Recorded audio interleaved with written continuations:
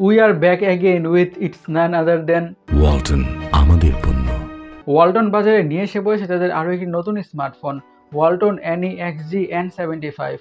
ফোনটার দাম রাখা হয়েছে 13,500 টাকা।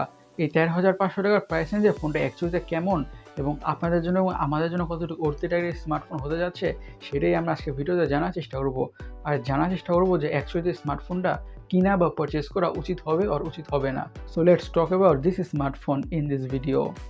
শুরুতে ফোনটা ডিজাইনের কথা বলে damn this phone really looks beautiful and interesting at the same time. বিশেষ করে ব্যাকপ্যানে থাকছে খুবই সুন্দর একটা প্যাটার্নস বা ডিজাইন। ফোনটার লুকসটা দেখে কোনোভাবেই বোঝা যায় না এটি যে একটি লো বাজেট স্মার্টফোন। ফোনের লুকসটা দেখে মনে হয় যে খুবই এক্সপেন্সিভ একটা স্মার্টফোন, বিশেষ করে এই ব্যাকপ্যানেলের এই গ্রেডিয়েন্ট টাইপ বা টেক্সচারাইজ টাইপ ফিনিশের কারণে। ফোনটা দেখতে কিন্তু অ্যাকচুয়ালি খুবই বিউটিফুল লাগছে, রাইট? যারা খুবই ফাঙ্কি টাইপের বা ইউনিক টাইপের ডিজাইনস লাইক করেন তারা কিন্তু এই ফোনের ডিজাইনটা অনেকটাই লাইক করবেন। এখন ফোনের ডিসপ্লেটাকে নিয়ে কথা বলা যাক। ডিসপ্লেটা হচ্ছে 6.7 ইঞ্চের HD+ বা 720p IPS display with 120 Hz refresh rate. এই প্রাইস রেঞ্জে অথবা এই দামে কিন্তু আমরা ফুল HD+ প্যানেল এক্সপেক্ট করতে পারি না। আচ্ছা, HD+ প্যানেল হওয়ার কারণে খুবই কাছ থেকে যে কোনো ধরনের কন্টেন্ট ওয়াচ করার সময় কিছুটা বা স্লাইটলি তো শার্পনেসের ঘাটতি লক্ষ্য করা যাবেই, দ্যাটস ফর শিওর বা অবভিয়াস। বাট অত কাছ থেকে বা অত সামনে থেকে কেউই কোনো ধরনের কন্টেন্ট ওয়াচ করে না। মিনিমাম ডিস্টেন্স থেকে যে কোনো ধরনের content, YouTube videos, series, movies, you name it, anything দেখে অনেকটা ভালোভাবেই এনজয় করা যাবে। খুব একটা যে ডিসঅ্যাপয়েন্টেড হতে হবে তা বলবো না। আর যেহেতু থাকছে 120 Hz রিফ্রেশ রেট, তাই স্ক্রোলিং করে, ব্রাউজিং করে বা গেমিং করে, ইউ নেম ইট, যে কোনো ধরনের টাস্কে পারফর্ম করে অনেক বেশি স্মুথনেসের ফিল তো পাওয়া যাবে এই ডিসপ্লেতে। আর ডিসপ্লেটার পিক বা ম্যাক্স ব্রাইটনেস হচ্ছে 700 নিটস। এই 700 নিটসের ব্রাইটনেস হওয়ার কারণে আউটডোরে মোটামুটি ভালো ভিজিবিলিটি লক্ষ্য করা যাবে বা ডিসপ্লেটাকে দেখা যাবে। সো বলবো অ্যাজ এ বাজেট স্মার্টফোন হিসেবে ডিসপ্লেটা ঠিকঠাকই হতে যাচ্ছে। এখন ফোনটির হার্ড অথবা চিপসেট নিয়ে কথা বলা যাক। ইউজ করা হয়েছে ইউনিয়াস T615। এটি একটি 12 ন্যানোমিটার বেসড অক্টোকোর প্রসেসর আর লো বাজেটের মধ্যে একটি tried and tested slightly good performing processor. High লেভেলের গেমসগুলোকে একেবারে লো সেটিংসে ঠিকঠাকভাবে খেলা যাবে অথবা রান করা যাবে কোনো ধরনের ইস্যুস ছাড়াই।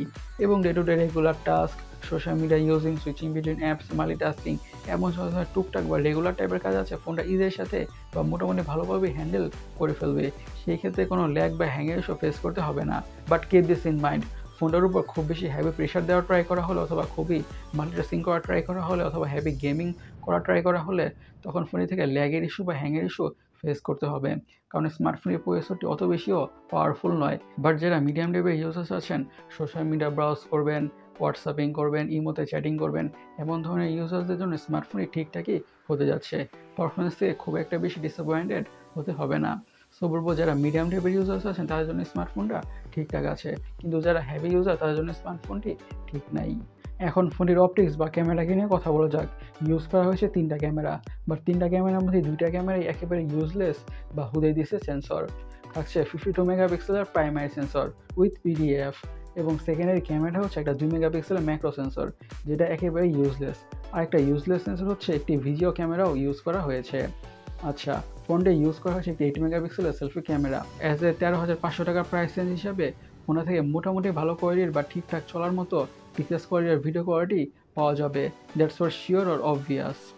আর ওয়ালটনের পিকচার কোয়ালিটি এবং ভিডিও কোয়ালিটি ইন জেনারেলি ভালোই হয়ে থাকে, বিশেষ করে লো বাজেটের স্মার্টফোনগুলোতে। তো আশা করা যায় মোটামুটি চলার মতো পিকচার্স আর ভিডিওসই পাওয়া যাবে।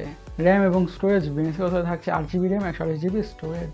ফোনটিতে সিকিউরিটি হিসেবে ইউজ করা হয়েছে সাইড মাউন্টেড ফিঙ্গারপ্রিন্ট সেন্সর। এখন ফোনটির ব্যাটারি নিয়ে কথা বলা যাক। পুরো ফোনটাকে পাওয়ার করছে 5000 mAh ঠিকঠাক লেভেলের একটি ব্যাটারি। এই 5000 mAh ব্যাটারি থেকে ফোনটাকে মিডিয়ামভাবে ইউজ করলে খুব ইজিলি 1 থেকে 1.5 দিনের ব্যাটারি ব্যাকআপ তো পাওয়া যাবেই। আর সাথে থাকছে একটি নর্মাল চার্জার। 13,500 টাকার প্রাইস নিয়ে এই ফোনটা আমাদের কাছে ঠিকঠাকই লেগেছে। যারা মিডিয়াম টাইপের ইউজার আছেন, যারা হেভি ইউজার না, তাদের জন্য স্মার্টফোনই ঠিকঠাক আছে। কিন্তু যারা খুব বেশি হেভি ইউজার অথবা হেভি গেমার, তাদের জন্য স্মার্টফোনটা ঠিক নাই। তারা ইউজ করতে গেলে অনেকটাই প্রবলেমে পড়বেন। সো গাইস, আমাদের আজকের ভিডিওটি এই পর্যন্তই। আমি সৈকত, সাইনিং আউট।